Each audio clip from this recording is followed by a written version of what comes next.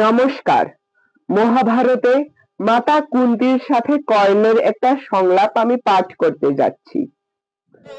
মাতা আর পুত্র, কুন্তি আর কর্ণ, কর্ণ আর কুন্তি, পুত্র আর মাতা।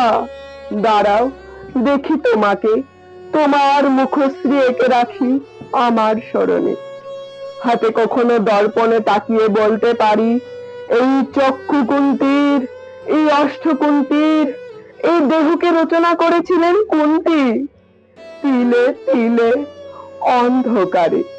কি আশ্চর্য ভ্রূণের সঙ্গে গর্ভধারিণীর সম্বন্ধ।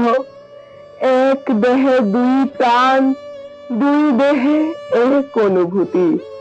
যেন জগতের মধ্যে অন্য এক জগৎ, দুর্গের চেয়েও নির্বিঘ্ন, স্বর্গের চেয়েও তৃপ্তিকর।